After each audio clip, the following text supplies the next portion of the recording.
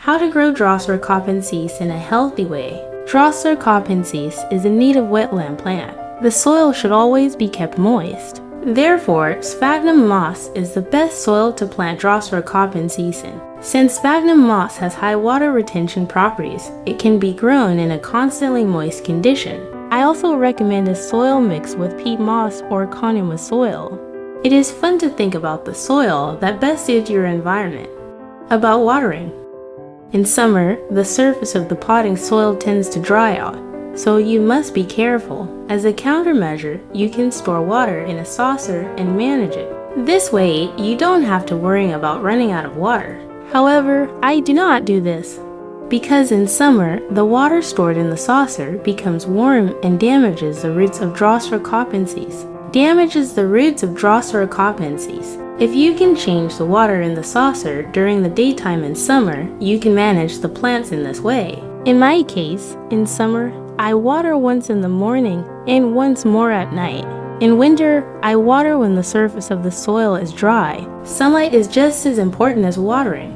However, direct sunlight in summer is not good because it burns the leaves. As a countermeasure, it is recommended to soften the sunlight with shading sheets. In winter, it is best to grow Drosera capensis in a sunny area with a temperature not lower than 0 degrees centigrade. Next, how to increase Drosera capensis. Drosera capensis can be increased by seeds, divide roots for replanting, and leaf cutting. In the case of seeds, seeds are produced during the hot season from summer to autumn. Sow the seeds on moist sphagnum moss. Always keep them moist and in bright shade. Germination occurs in the spring of the year following sowing. How to increase by dividing roots for replanting.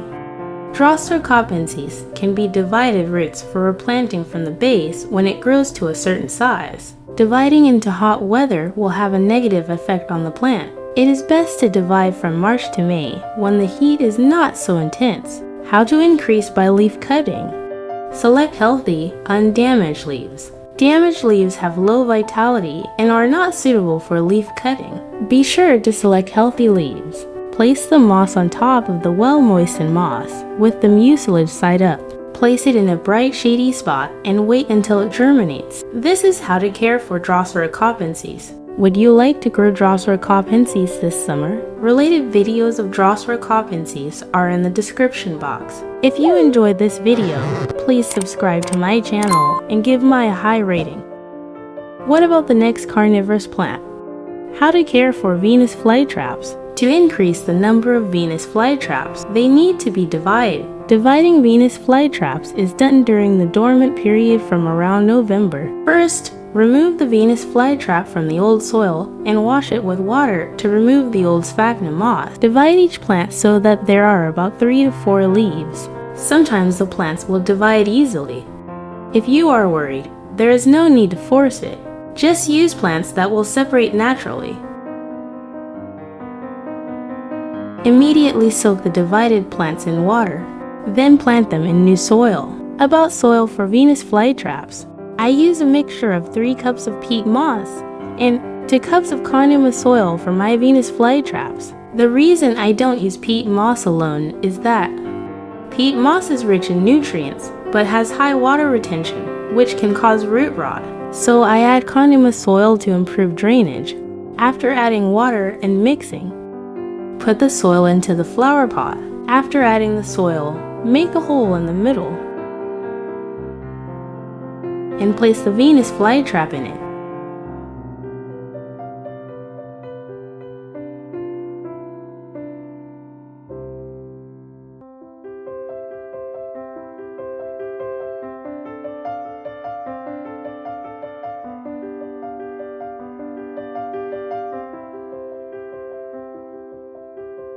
Planting is now complete. Next, let's talk about watering.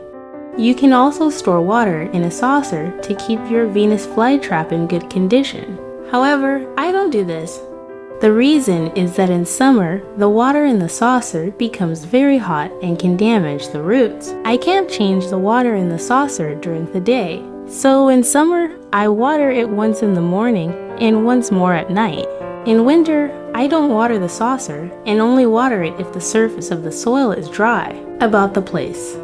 Venus flytraps like sunlight, so make sure to expose them to plenty of sunlight. However, direct sunlight in summer is not good because it can damage the leaves. As a countermeasure, it is recommended to prevent direct sunlight with a shading sheet or something similar. In winter, the plant will enter a dormant period, and most of the leaves will turn black and lose their vitality. For this reason, many people mistakenly think that the plant has withered, but this is a characteristic of the dormant period. It cannot go into dormancy properly in a warm room, so it is grown outdoors in cool, sunny conditions in winter. It can withstand the cold, so temperatures down to about -5 degrees Celsius are no problem. It is fine even if snow accumulates on the plant.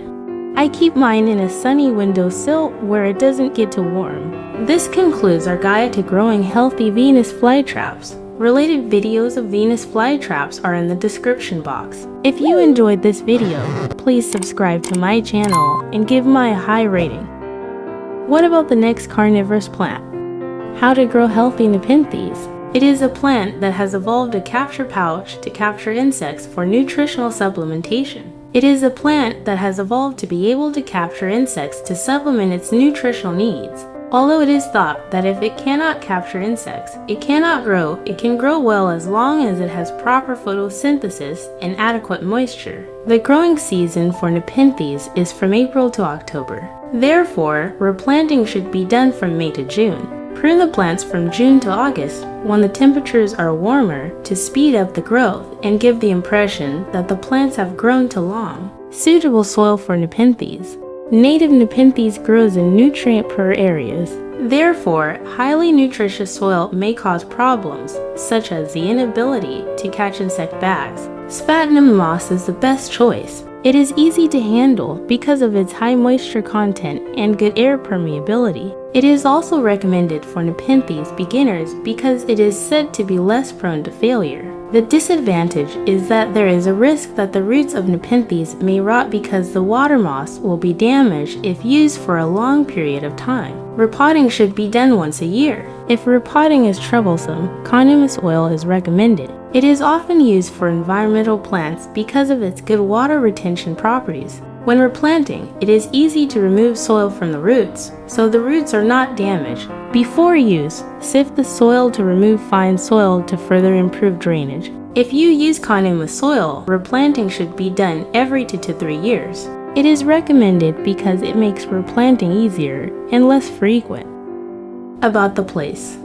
It is important to expose Nepenthes to sunlight. A warm, sunny location is best for Nepenthes, but direct summer sun should be avoided. To prevent direct sunlight in summer, we recommend using a shade sheet to soften the sunlight. If the plant receives little sunlight, only the leaves will grow large and the catch bag may become small. In winter, move them indoors and place them in a sunny location, such as through a window. At night, it is recommended to cover them with a bag or cardboard to prevent them from drying out and to keep them humid.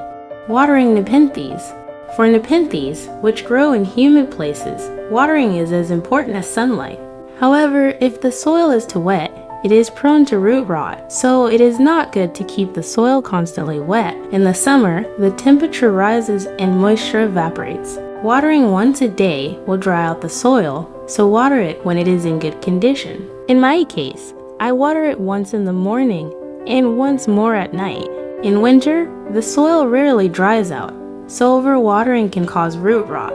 Therefore, I try to water it when the soil dries out. This concludes how to grow healthy Nepenthes. Why not try growing Nepenthes this summer? Related videos of Nepenthes are in the description box. If you enjoyed this video, please subscribe to my channel and give me a high rating. What about the next carnivorous plant? How to grow healthy Sarracenia. Sarracenia is an attractive carnivorous plant with tubular captive leaves. Depending on the species, the insectivorous leaves come in a variety of shapes and colors. The insectivorous leaves have a nectar line that lures insects, which are then dropped into the tube to be captured. The inside of the tube is slippery, and the hairs grow downward so that once an insect enters, it cannot exit. Sarracenia bait. It is thought that if it cannot capture insects, it cannot grow, but with proper photosynthesis and adequate moisture, it will grow well. Suitable soils for Sarracenia. The first is sphagnum moss. It is easy to handle because it contains a lot of water and has good air permeability. It is also recommended for those who are new to growing Sarracenia because it is said to be less prone to failure. Disadvantages of sphagnum moss. There is a risk that the roots of Sarracenia may rot because sphagnum moss is damaged after prolonged use. Repotting should be done once a year. If replanting is troublesome, continuous soil is recommended. When replanting, it is easy to remove soil from the roots, so the roots are not damaged. Before use, sift the soil to remove fine soil to further improve drainage. With continuous soil, replanting is done every 2 to 3 years. This is recommended because it makes replanting easier and less frequent. About the place. It is important for Sarracenia to be exposed to sunlight anyway. A warm, sunny location is best, but direct sunlight in summer should be avoided. To prevent direct sunlight in summer, it is recommended to use it. In winter, it is important to keep the plants dormant in an environment of O5. However, keep them indoors in a bright and heated place. About watering. Sarracenia is a native North American wetland plant, so the soil and water moss always prefer moist conditions. Some methods to prevent soil and water moss from drying out. That is the method of keeping water in a saucer or other container. However, I do not do this. In summer, the water in the saucer becomes warm and affects the roots. If you can manage during the day, this method is fine. In my case, I water once in the morning and once more at night. In winter, the soil rarely dries out, so overwatering can cause root rot. So I water when the soil is dry. And of how to grow healthy Sarracenias. Why don't you try growing Sarracenia this summer? Related videos of Sarracenia are in the description box. If you enjoyed this video, please subscribe to my channel and give me a high rating.